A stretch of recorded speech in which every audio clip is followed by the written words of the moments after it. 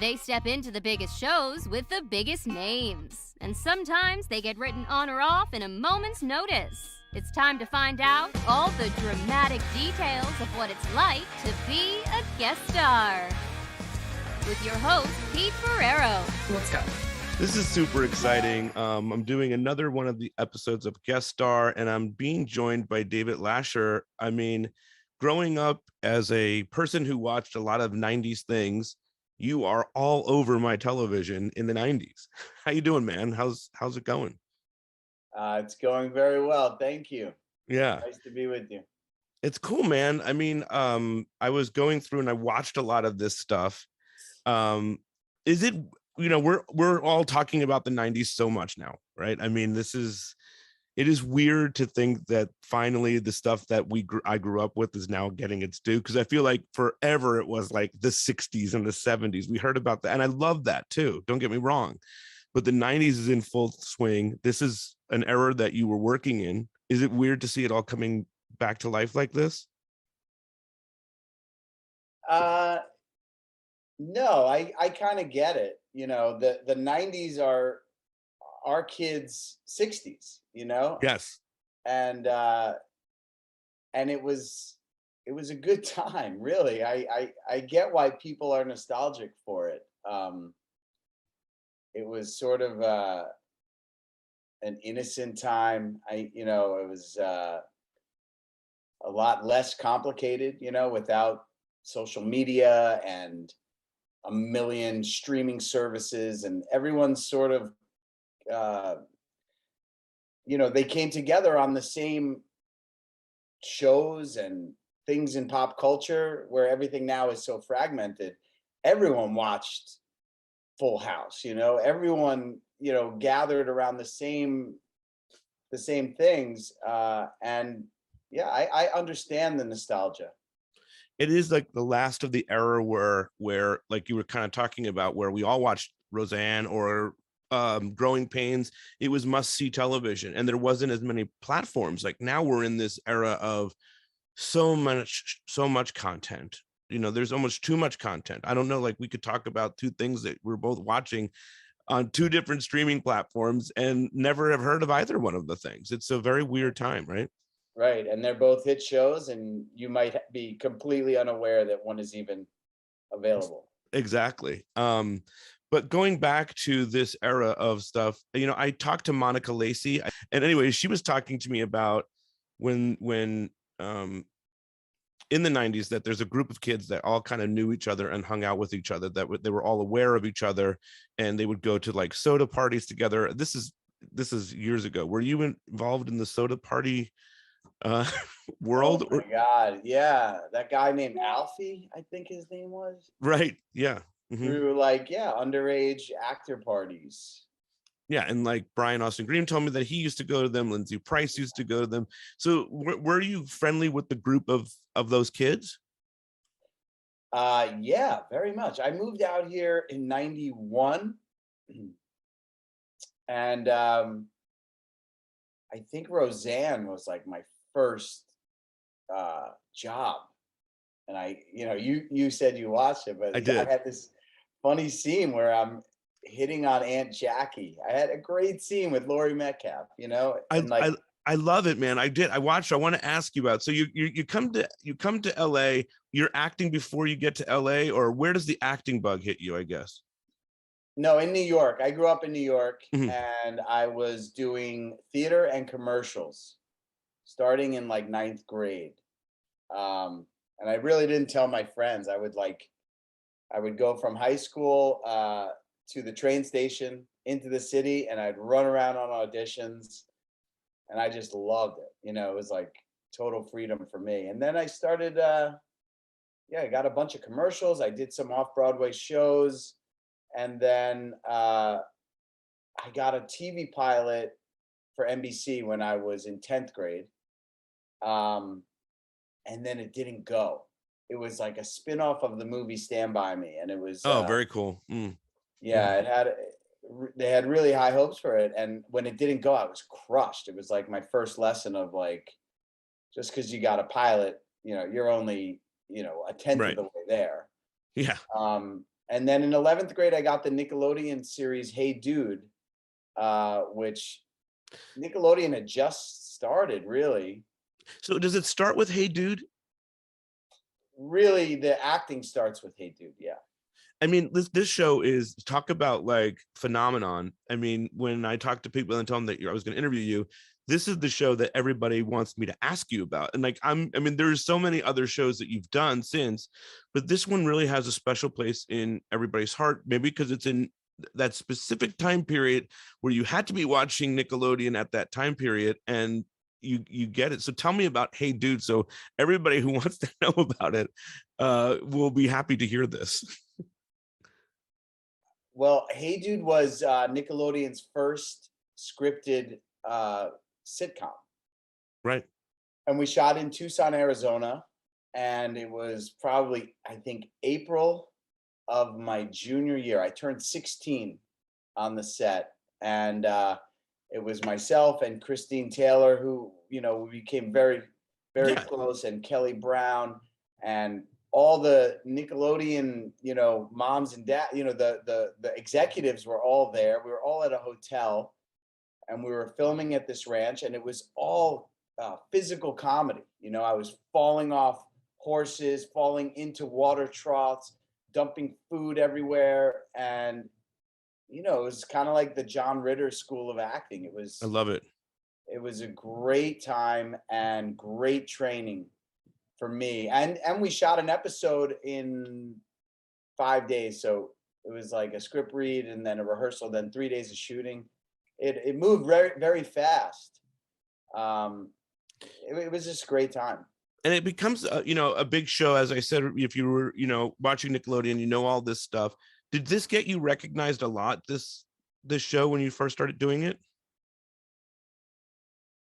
I didn't have that expectation at all because, you know, cable TV at the time in whatever, 1990, it was sort of like the, you know, the unwanted step sibling of network TV. So, but, you know, that being said, if you were the right age in 1990, like if you were between the ages of 6 or 7 and 12, they all watched it. It was like, I don't know what the share was, but I mean, even to this day, if I run into someone who's now, you know, whatever, they're between 30 and 40, they're Hey Dude fanatics. Like it brings them back to a time. But yeah, we did get recognized. Like we did the MTV, the Nickelodeon Kids Choice Awards, and I remember being on stage and realizing, wow, people are watching this. So is it hard at that time to be like, I'm just shooting this show, you're just shooting this show?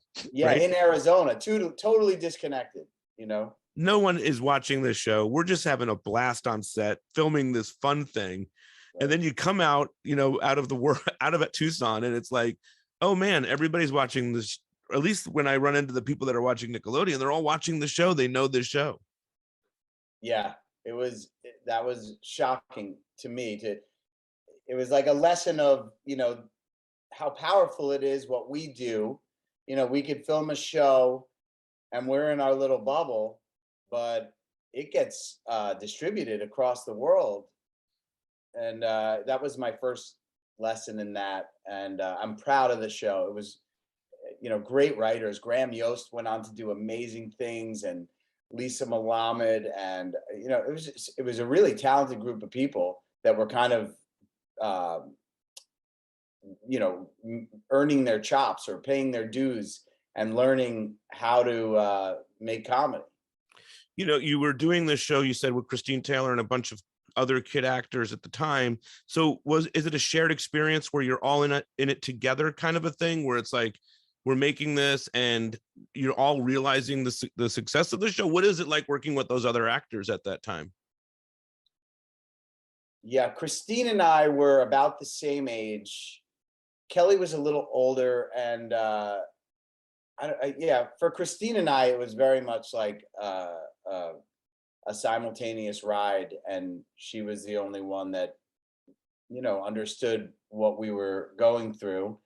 And we were just so psyched that people liked it. I mean, we had no expectation for it, and the fact that it kept going and going was such a bonus. But you know, I did 13 episodes. I came home for the summer, I believe, to be with my friends. Went back, filmed 13 more episodes, and then I auditioned for an NBC show. Mhm. And it was a sitcom with Robert Mitchum. Okay.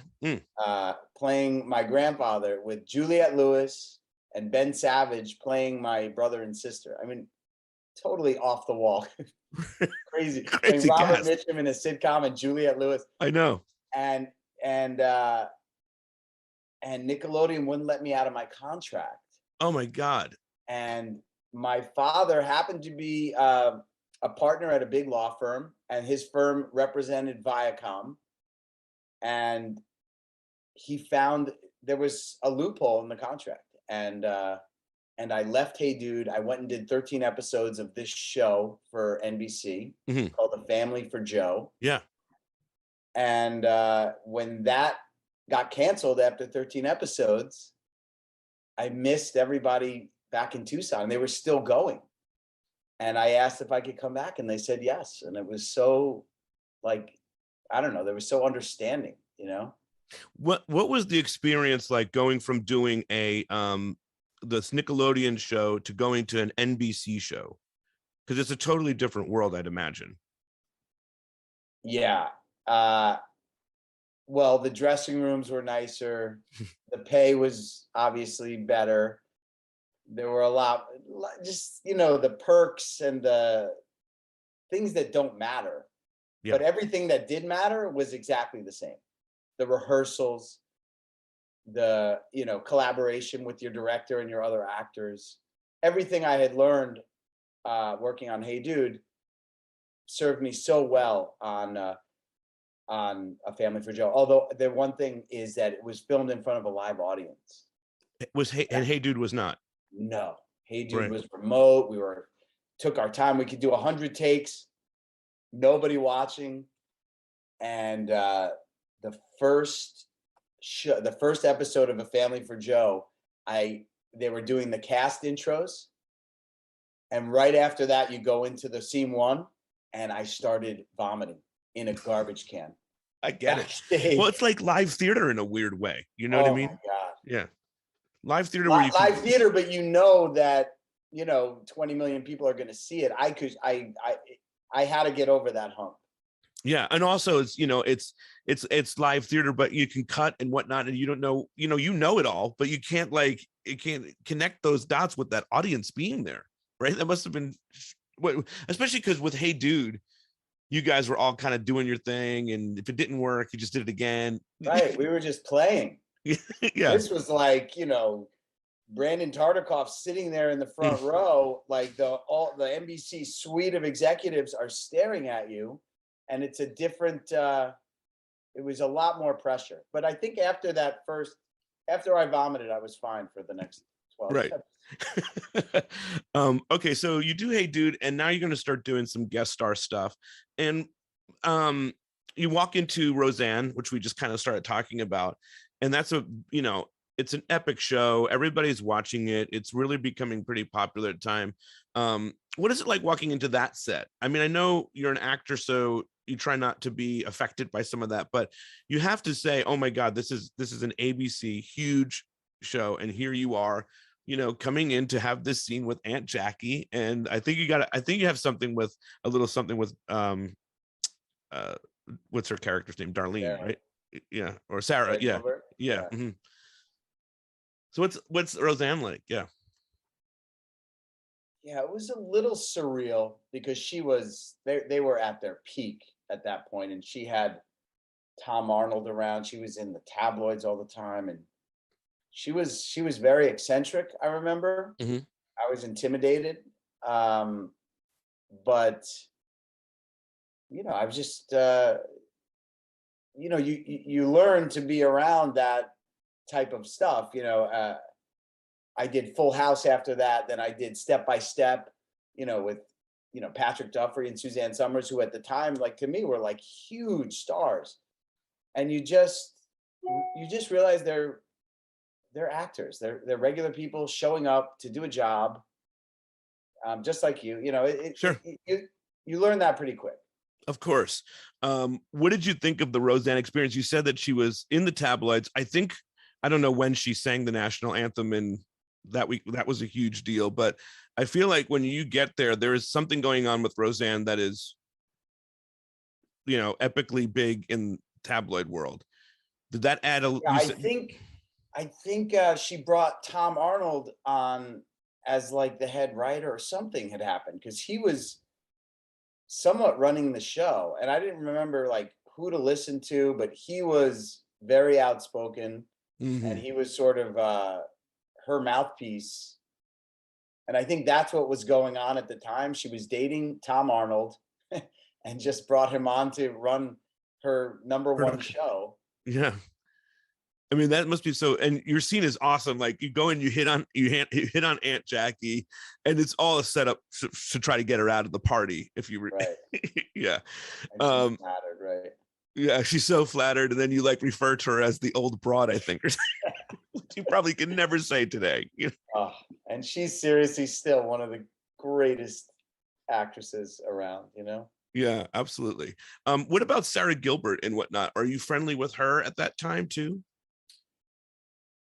You know, we weren't friends, but we saw each other around. And yeah,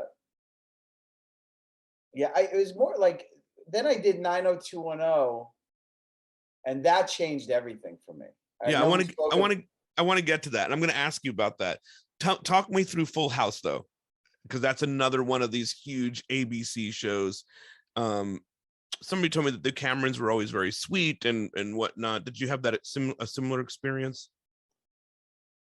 Yeah, I was really intimidated on that set.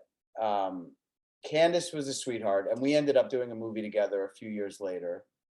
But I think they were, a sitcom gets to a point when they're in season 5 or 6 or 7, where those actors literally just walk on stage, do their rehearsal, and they want to get out. Right. And it wasn't like Hey Dude. It wasn't like Family for Joe, where everyone's hanging out and excited, and there wasn't that vibe. And I've seen that on a show, where I've been on it in season 5, 6, or 7, and the guest stars that come on, I feel for them. I'm like, I'm sorry that we all don't, have this excitement that you have coming on, for one episode. But I felt like, whether it was who was awesome is Saget. Bob Saget. Saget and I have remained friends, and we have good mutual friends. He was the kindest, sweetest guy, who seemed like he understood and he appreciated every day there. But everyone else sort of like, we did a rehearsal, everyone back to their dressing room. It's interesting how that happens too, I think. You know what I mean? Because at the start of it, everybody's gung-ho and all in. You know what I mean? And then it becomes a job like anything else, like you said. Yeah, I guess you forget quickly. Yeah. You do A Life Goes On, which was a huge show back then. What was that like? Oh my God, right. Yeah, it's a very I watched it. I think it's very brief. It's a very brief scene. You take them, I think you go to the beach or something like that. You got the boom box, and it's you're if you recall this at all. I don't remember my role, but I remember Kelly Martin being amazing, and we've remained friendly. We were, friends back then, and we're still, social media friends. And Patty LuPone, I don't remember what my role was, but it was like shot on the Warner Brothers lot, which, it was all a magical time. When you start acting and you start jumping on sets like Roseanne, or, you're walking on the Warner Brothers lot, or even showing up to the 90210 set, which we'll get to. Yeah. It's all so magical. Yeah.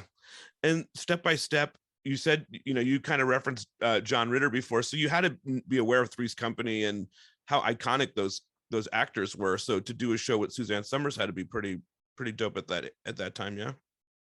Yeah. And I had also grown up watching Dallas. Right. Oh yeah. So he was like bigger than life to me, Patrick Duffy. But I think the lesson from all that stuff is that the only thing that matters is the work. What you're doing in rehearsal, what you're doing in front of the director, and when the cameras are rolling, everything else is just, you know, fluff or bonus or nonsense. That's really all that matters. Is it difficult to navigate and I'm bringing this up because we're going to 90210, and I've talked to a lot of guest stars that have done 90210, and when they come into 90210, it's a different environment. You're all teenagers or maybe older than teenagers playing teenagers, right? And Yeah. we talked about Roseanne having some publicity and all that stuff. 90210 had tension. It had a lot of things going on on the set. These actors just became huge, and you come into it right as these actors are blowing up at a level that is almost Beatle-like. Yeah. So walk me through what that's like. Well, and how did you get 90210? Oh, I had done a series for Aaron Spelling, called Jack of Hearts in Okay. Las Vegas, and it only went like 6 or 7 episodes. And when that show ended, he not only got me a movie of the week, I remember he put me in touch with the producer. I flew to North Carolina and shot this movie. Then I came home and he had me come in and read for this role on 90210, which he said would be very controversial. It would be a really interesting part for me. And he was so good like that. So yeah, I think I got it because of Aaron. And I was not good friend. I was friendly with Luke. My roommate in LA was really best friends with him. So we would see each other all the time, and he had this potbelly pig as a pet. And I remember hanging out at his place, like in Hollywood. And when I got to the set that first day, he was like so ingratiating, introduced me to everybody, made me feel so comfortable. And the work was very interesting. That character that, Kyle, yeah. Yeah. When you did read that, I mean, you had to know like this was going to be meatier than some of the other guest star stuff that you had.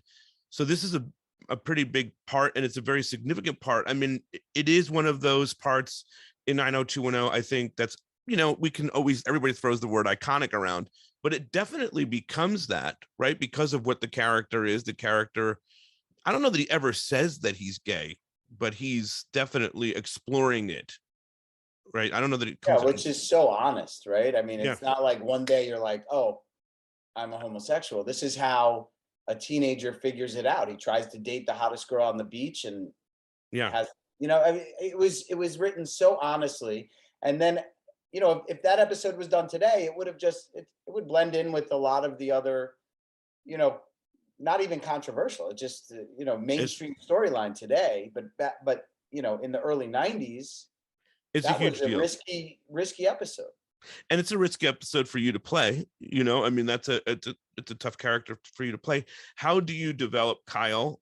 And you don't have a lot of time. Like, this is one of the things that I think is interesting when I talk to people on this thing so far. It's like, we'll talk about Blossom in a minute, where you have a lot of time to develop the character, but you're in 90210, you have 3 episodes, and I don't know if it was concurrent. I think you come back at some point, but how do you develop Kyle as an actor?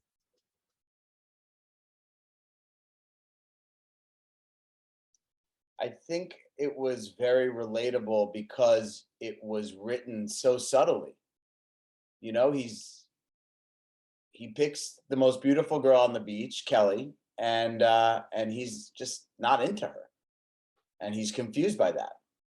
So it was, and Jenny was amazing, and we hung out. We became friends around that time, and we would hang out after work, and even after I was done with the episode. It was all just very comfortable. It was a safe space to work down in that Santa Monica beach, I remember.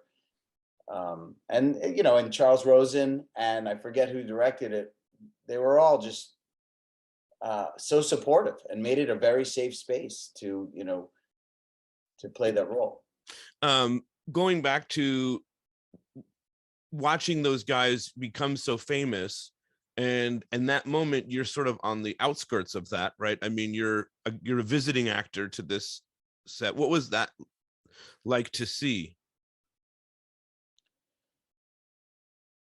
Out of everything I've ever done, and Blossom, was a top 20 show, and it aired right after Fresh Prince. It became pretty big, and Sabrina was a hit show. Of anything I've ever done, I've never experienced anything like what happened after that summer. When 90210 aired those summer episodes, Mm-hmm. when the rest of the world was doing repeats, Yeah, it exploded. And I remember I was in a dressing room on another show I was doing, and on the cover of Rolling Stone, there was, Luke and Jason and Shannon, and I was like, oh my goodness. And I remember going, sometimes when you're in LA, you don't realize.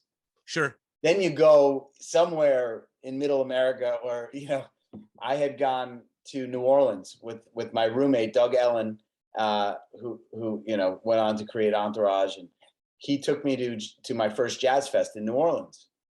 And I felt like a Beatle. He was like, what the frick is going on here? Like, yeah. It was crowds, and like, I couldn't believe how many people. I mean, it's all like 18 to 25-year-olds, that are at Sure. At Jazz Fest or at Tipitina's that Mm-hmm. night, and it was insane. It was really a lesson in the power of the medium that we do. How many people it can reach all at once on a show like that at that time. So do you think 90210 is definitely what catapults you into this, like, even though, because we just talked about Hey Dude, and that's super, it's super popular now in a way, but 90210 is this whole other level of a juggernaut. Yeah, well, so then I go in and read for a guest star on Blossom, Mm-hmm. who they had just finished, or they were just finishing their first season. And I go in to read with Mayim Bialik, and she's all giddy about 90210. And I feel like, yeah, I did a good audition and we clicked together.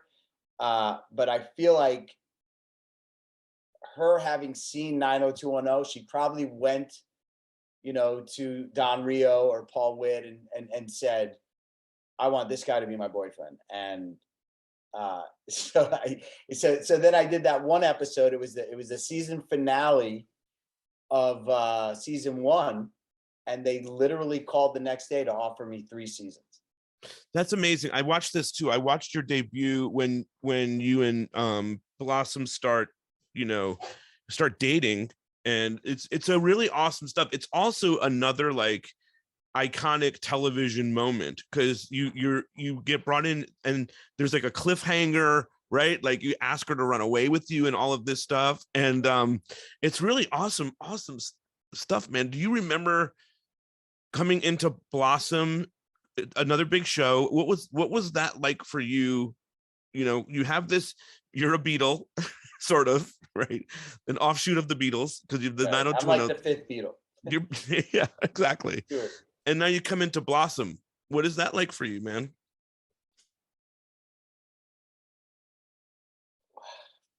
I think I was really nervous the first episode. Again, live audience. 90210, no live audience. No live audience. 90210, no live audience. You get to, work it out on set. I don't know, the live audience thing to this day still, it's an excitement, but a nervousness, and Joey Lawrence was kind of like the alpha male in the cast, and he had a lot of people around him, his mom and his agents, and they were all protecting his thing. And Mayim had, her name's on the show, so she had her people, and it felt, I don't know, it felt like a big deal, and maybe some pissing contests on who's controlling it. And here comes David Lascher. Yeah. Yeah. And I just, again, it was about the work. And I loved working with Maya. I mean, she's so talented. She respects the work. And that's what I clung to. And we became very good friends, Maya and I. We did a 2-hour Blossom movie in Paris. Mm-hmm. I remember after season 2, I went. Think how great this is. I got a movie called The Flood for NBC. We shot in Australia for 4 weeks. I get home ready to start, season 3 of Blossom, and they say we're going to Paris for 4 weeks to shoot a 2-hour movie. Wow. Yeah. And Michael Stoyanov, who played the older brother, was seriously one of my best friends. I think we hung out. He seems every like day after, such a after talented. He's such a talented actor. He also does a 90210 later, and it's some of the most powerful stuff we've ever seen on 90210. He does a whole AIDS thing with Jenny, and it's, I don't know if you're aware of that, but it's so good. He's just such a talent. So tell me about working with some of the other actors. Joey Lawrence is, a big part of that show. What is he like at that time? Joey at the time, like I said, I feel like he had a lot of people around him, and I never felt like we had a real personal connection. We worked great together. He was cracking jokes on the set, but then he was back to his stuff, and I think there was tension between his team and Mayim's team. So I never really felt like the connection I had with Mayim or with Michael. And even Ted Was, we I'd go over to his house and watch football games. Joey had a lot of people around him, but ironically, Joey ends up doing a sitcom with Melissa Joan Hart. This is years later, called Melissa and Joey for Freeform, and Melissa has me come on and do 3 episodes. And Joey and I think at that point, on a real personal level, became friends. It's interesting as a guest star, even though you become a series regular, and I want to ask you about what that's like, but as a guest star, when you walk into the world, you have this sort of eye at watching what's happening, and you have to learn sort of how to navigate the politics or the drama of what's going on beyond the scenes. How hard is that as a guest star? Well, I think I was like 10 out of 13 regular. So I wasn't in every episode. And, when I would get a script that I wasn't in, it was very hard. Mm-hmm. I felt really left out. Like, am I not doing enough? Or are they just adhering to, they're going to give me 15 out of 22 like they're supposed to contractually, or am I not doing a good enough job? But, you learn to get over that. I mean, I don't know if you know Paul Witt and Tony Thomas. Paul Witt's a pretty intimidating guy. Don Rio is a sweetheart, mm-hmm. but I knew that he was the one writing the words. So him and his wife, Judith, I just was intimidated I was intimidated a lot of the time on that set, because I knew I was probably always under review. Mm-hmm. You know what I mean? I do know. They could write me off at any time. I'm Blossom's boyfriend. Or they could do what they did and stretch it into a 3-season, character arc. But I felt like I was fighting for my job every week. And it's probably true too, because I've talked to people about being a guest star, and sometimes they give you the media stuff, right? Even the stuff that you get at first, it's like, you're this, spoiler to Blossom's world, right? You're going to upset the apple cart in a way, and that's a big deal. But I mean, honestly, if you were somebody else that didn't deliver and nail it, that part could have been written off anytime. But because you kept delivering, I don't know if you have this perspective now, but obviously you're doing something right on set and as an actor and as a performer in the role, that they definitely decided to keep you around. I think it's the work with Mayim. Like, there is some really awesome stuff happening there. And tell me about her. you said that she had a lot of people around her too, but were you able to get those moments where you're able to work through scenes and connect and all of that? Yeah, working with her was incredible. She's such a pro. We could talk things out. We were very good friends outside of work. I remember, I mean, when we were in Paris, she's like, U2's playing at, I forget the park. What's the park in Paris that I don't know, but like I'm their sure. Central Park? But we went, we like took a blanket and we just saw like U2 do a free concert in the park. We were very close. And so the work was easy and safe again, and comfortable to explore with her. And and with comedy, it's almost like a pass fail. You can tell how you're doing if the laughs are there. Right. I Especially mean, with the live audience. yes. I mean, we did have our dramatic moments, but it was basically, am I being funny? And so I felt really good about the work, but still, when I would pass Paul Witt or Don in the hallway, I would just get tense. Mhm. I do get it.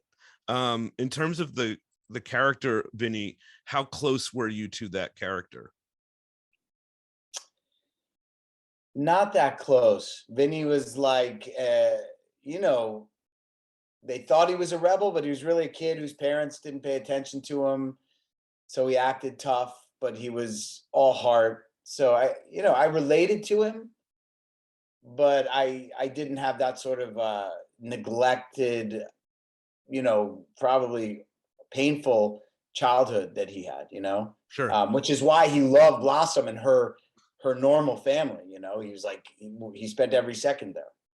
Comparing 90210 versus this experience, you said 90210 was Beatle-like. Did you have a lot of similar response by being on Blossom? Were you getting recognized now for that as well? Yeah. And I mean by people like fans and stuff like that getting recognized. Yeah. Mhm. Yeah. Because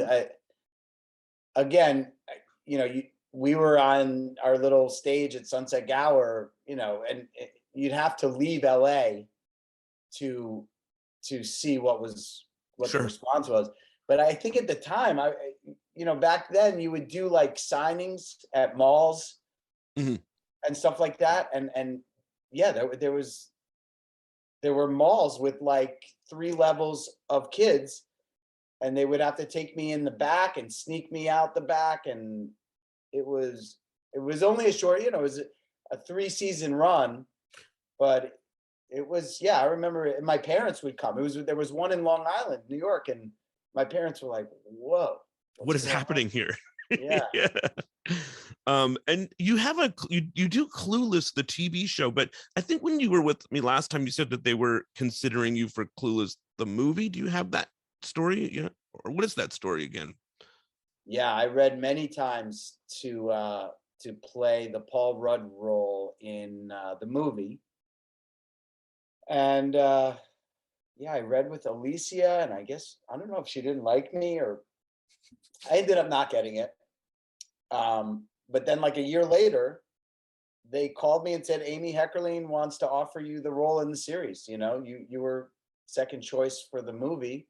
She's producing and directing the pilot, and everyone else is back except for Alicia, which this girl, Rachel Blanchard, ended up playing Cher. Yeah. Oh, and Michael Lerner replaced the Tortelli guy as the dad. Yeah. But yeah, Donald Faison and I became really good friends. Elisa Donovan's still such a great friend of mine. She's awesome. I love her. Yeah. She's awesome. And we shot on Paramount. So like, yeah, it was Clueless. I did 1 season, I believe. Mhm. And then I got Sabrina, and then stayed on the Paramount lot for another few years doing Sabrina. So, well, tell me about the Sabrina experience, because that's another one of those big shows. You know what I mean? That just like, and you get, I think you did some other stuff right before that. You were doing a couple of TV movies. You did a Touched by an Angel, right? Oh my God. You want to hear a crazy guest star story? Yeah. Touched by an Angel. I was in Salt Lake City playing an Olympic skier, and we shot all our scenes except the ski stuff because they didn't have snow. So they start shooting the next episode, and they keep me in the hotel. I think it was like 2 weeks until snow. And they were gonna, as soon as it snowed, they were gonna boom schedule my day of skiing. But I was wandering around Salt Lake City for 2 weeks while everyone else was working on another episode. It was really surreal. I can't even imagine what that's like, because you can't leave, you can't take another job, you have to wait until the snow comes. Oh my God. What did you do? How did you entertain yourself that 2 weeks? There was a mall across. There's no internet, man, right? I was a little delirious. I remember calling my wife at the time. I don't know if I was married yet. So I think it's like 99 that it came out. So it's probably around that time that you shot it. Right? I probably got married right after that. But yeah, she's like, "Are you ever coming home? Like, what are you doing?" I was trapped in Salt Lake in Sheridan or something. Oh my God, that's crazy. All right, so then you do Sabrina, and you get Sabrina.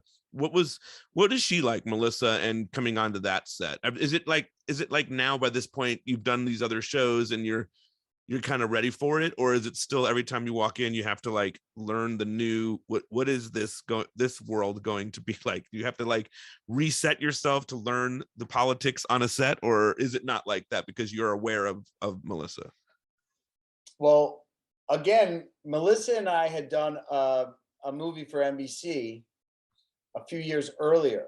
So we spent the summer together in Charleston. And I mean, I just love her. I mean, she's like family to me. Her mom, Paula, her stepfather, Leslie, the whole family. I mean, we would spend every weekend at Paula's house. I can't tell you how often the cast and the crew were together on that show. It was the most comfortable place I've ever worked. It was a really, it was such a fun job. And they had great directors coming in all the time. And Paula, was the queen bee. And I felt like she was, like very maternal towards me, which made it a lot more comfortable, like the Blossom situation where Paul Witt's in a tie walking down, and I didn't know any day if I was going to get fired. I didn't feel that on Sabrina. Right. After Sabrina, what's going on with you then? There's a little bit of a gap of like, you do a TV series, but do you want to still do more guest star? Like, where are you in your career at that point? What happened after that? Yeah, I think I still got some pilots and TV movies, stuff like that, but I started writing around that time. That's what I wanted to get to. Yeah. Mm-hmm. And it took a while. I mean, it took Sabrina ended 2003. It took several years for me to get my first film produced, which is My Sister, right? Is that the film that you? Yeah, it's just Sister. The Okay. International release was My Sister, but it's okay. So Sister, yeah, with Barbara Hershey and Grace Kaufman and Reed Scott, Ileana Douglas. I mean, we got such an amazing cast. But I think I wrote it, and it took years to develop the script, raise the financing, and then finally just show up and do it. I don't think a lot of people get that experience. You were somebody who could probably in that time period easily have done other shows, but you were really focused on wanting to get into directing, get into writing, and get something of your own. Was that stuff always kind of circulating in your brain, scripts and scenes and all that stuff? Or did it kind of when did it happen for you that you wanted to write, I guess? I guess after Sabrina, within a couple years, I was also at a place where I was in my 30s, and I was, I'd get close to the roles that I thought I should play: the dad, the cop, the lawyer, the doctor. And it would always be, he looks too young. And I was like, enough with this. Like, you know, at that point, I had my first daughter, you know, I was like, I got sick of auditioning. You know, I'd been doing it since I was 14. Mm-hmm. And it wasn't fun anymore. I didn't like going in and just begging someone to let me work. And then, you know, the realization that no one could stop me from writing. Even if it's gonna take me 5 years to get a movie made, you know, I'm in control of it. How hard was that? Getting the financing and doing all that. What was that step? Like, you write a script, it's great, you know, and then that next part is equally challenging in some ways as auditioning in a way, like getting your movie made. And someone who's made some documentaries, I know it is not an easy process. What was that like for you? Trying to raise money is worse than auditioning. Really, it really is. And it's not something that you've ever really, as an actor, you don't really need to do. You know, you just need to audition. Right. Yeah. That's one thing I appreciate now, that when I did go in and audition for something, someone else spent a year or two developing it, Raising the money, casting everybody else, right, figuring it all out. Yeah, exactly. At least I know it's getting made. Yeah. But I had some very good friends. My brother-in-law, my friend Warren Lichtenstein, and Jeff Altman financed the film. They really believed in not only the script and the story, but the message of the movie about overdiagnosing and over-medicating children. It was very topical, and then we were able to get such a great cast. And then we got into Tribeca, and Jane Rosenthal wrote me an email saying, this film is so important. We want to put it in a spotlight section. We're going to give you 3 nights of screenings. Amazing. And then, we did like a year of festivals. We sold to Showtime for a 2-year exclusive, which, you know, the movie never made its money back. It's hard to, yeah. Mm-hmm. Yeah, I mean, we didn't spend that much on it, but like, they kept, you know, some people were like, oh, pay for your own theatrical or do this or that. And when Showtime came to us, and a good friend of mine, Scott Kundell, who was VP of CBS, which owned Showtime, he's the one that brought it to Showtime. And I just thought, this is the perfect audience for this movie. And I just want it to be seen by the audience that will appreciate it, you know? Exactly. And then at that point, it becomes that. And so, doing that experience writing, did you utilize any of your acting experiences while you were writing scenes? Oh my goodness, yeah. I think being an actor helps you as a writer and a director, and it helps you working with the actors. You know, I mean, Grace Kaufman she was one of the finest actors I've worked with, and her mother, who runs an acting studio in LA, had her character like a spectrum of 1 to 10, where she was in her doses of medication, because you know, during the movie, my character yanks her off all the meds that her, you know, messed up mother had her on. Right. So she goes through this withdrawal period and then comes out the other side. But, you know, you shoot out of sequence, we shoot by location. So her mother would go, okay, and would work with her. We're on number 3 here, where you're still on your meds. You're angry that you have to come live with your brother. You're scared that your mother's in the hospital. And like, she's gonna, she has a new movie coming out. I think she's gonna be a huge star. And I thought that when she was 12, and the actors on the movie were amazing. I feel like being an actor helped me with the writing of the script and with working with those actors. And then you do Cruisers and Shakers. Tell me about this. So I started working with a company called Group 9 Media, which is a big digital media company with all these assets, the Now, Thrillist, the Dodo, Pop Sugar. I mean, you know, and this is where the work is now. It doesn't take 5 years to get a movie made. Group 9 looked at the show. They brought in a brand to sponsor the show. We had a very nice budget. Mhm. I had very limitations on what I could write. And I wanted to tell a story about 20 somethings having to hustle in the shared economy and drive and earn money while they're pursuing bigger dreams, like a Sure. modern day taxi kind of thing. I love it. Yeah, I mean, and were you going to do more of that? And then that was in 19, but 20, what did 2020 affect you in any way with projects that you were going to work on and all of that? Yeah, I had outlined season 2, Hmm. and everything got put on hold right in March of Yeah. 2020. And then we sold the show to a streaming service called Ficto, Okay. uh, which I still think is I still think we'll do season 2 with them. Hmm. But they were involved in a merger and are waiting for their financing and credit line for production. So that's on hold. But then I have another thing with Group 9, 2 other things that I'm doing with them right now.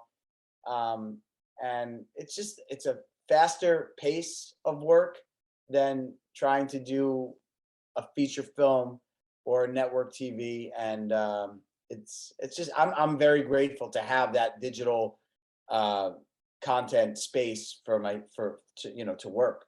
Absolutely, man. So more stuff definitely coming out of you in the near future. Yeah. Yeah, for sure. I will. Keep us posted. Yeah, I'll keep you posted on the next stuff. When you look back on that time period of Blossom and 90210, do you have mostly all good memories from that when you look back at it? Oh yeah, yeah. And when I was 18, what was I had applied to NYU, to the Tisch School, and I Hmm. got in, and my parents were very adamant. You know, if you're not going to go, you better keep your space there. So for 3 years, I had to write a letter to the Tisch School explaining how I was being productive in the industry that I would be studying there, and why that asking them to hold my place for the next fall. So when people ask me, do I regret not going to college? I regret, because my daughter's now at Tulane, and I'm visiting schools with my son, and I see like this 4 years is incredible, but I feel like I had that. You know what I Sure. mean? Like you're saying, the camaraderie with all these actors running around LA, working in the industry we were interested in, and having to be professionals, but having a lot of fun. So I look back on it with the greatest memories. Did you see Soleil's movie Kid 90? And Yeah, what did you think of it? And did you relate to some of that? I did because I was here around that time, maybe a little bit later. I can't relate to how early she started acting. Sure. She was so young, Hmm. uh, and I feel like first of all, she did an amazing job on the movie, and It's fantastic. her perspective of living through it at that time. But she was, I feel like by the time I was 14, I had, my dad coached my little leagues. I had my formative years, and it was my decision to go run into Manhattan and go around on audition, Sure. as opposed to her experience, which I feel like was tougher. But I'm glad she got to tell her story, and she's such a talented girl too. Some fan questions. A fan wanted me to ask you, did you when back in the day in the 90s when you would get fan mail, did you actually read your fan mail, or was that some of it, or was someone doing that for you? And what was it like to Okay, get fan mail? That must have been intense. I okay. I was in my early 20s when I was on Blossom, and I did have an assistant. Her name is Angie Cobbs, who's awesome. She's a producer now. I think she did answer a lot of my fan mail. She'd send pictures out. But to just explain how disorganized I was, I had an apartment on Burton Way and Robertson, a 2-bedroom. The second bedroom had all my boxes from moving, and for 2 years I never unpacked the boxes.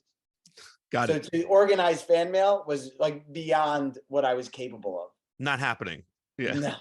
But I'm sure a lot of them now are writing you on social media, so it's Oh, all it's a worked lot. out. Yeah, a lot It's easier all to worked respond. out. Yeah, all these years later, they got you, so Yeah. it's much easier, right?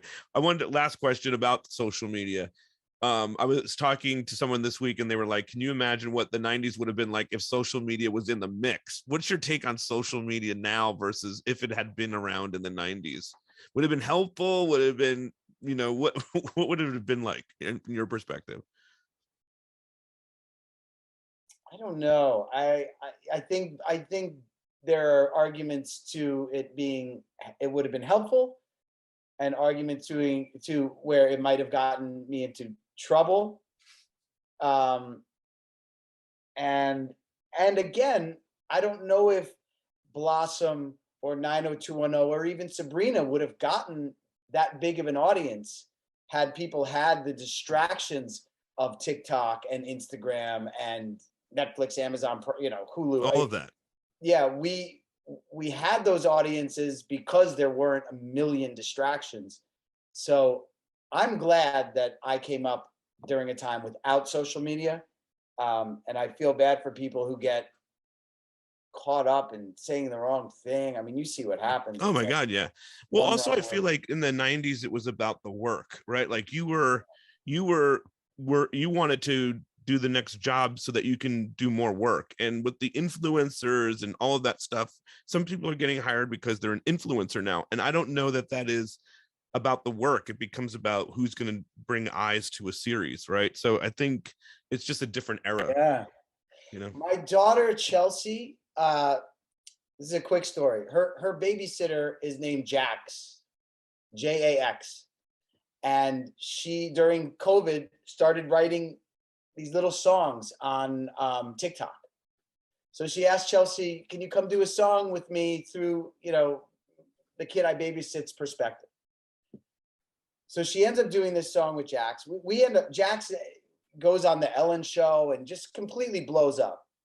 And I was thinking, like, what does Jax want from this? Like, what do these influencers want? And sure enough, she's a musician. She gets Right. a deal with a big record label. She has, 3 hit songs right now. And Chelsea has these videos with her. One of them has 110 million views. It's like Wow. one of the top Yeah. TikTok. Yeah, it's insane. And so I asked Chelsea, "What, like, do you want to do anything from this?" And she said, "I really want to act." So she did her first thing 2 weekends ago. I was on the set with Chelsea in this short film, which they're using as a sizzle reel to sell a series. But to your point, I was telling Chelsea, you could do TikTok for fun, or now you have hundreds of thousands of followers. Like, you have to decide, what do I want from this? Do I want to be a musician? Do I want to be an actor? Otherwise, yeah, what are you? What Is the are you? point, right?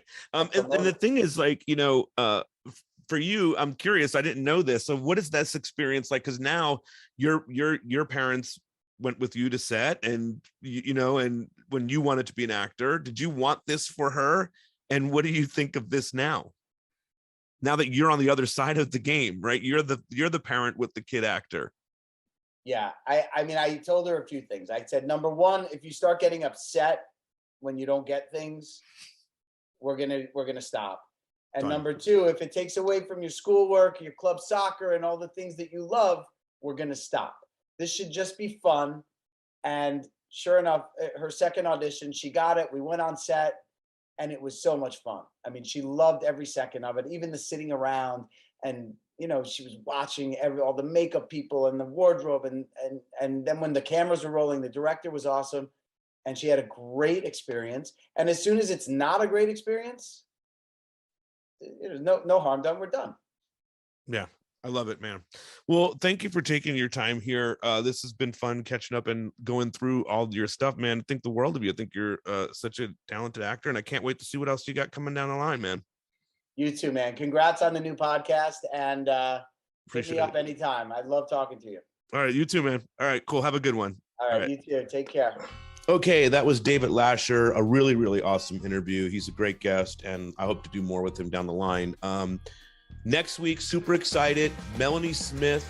She's done Seinfeld. She was Rachel on Seinfeld. She did a Curb.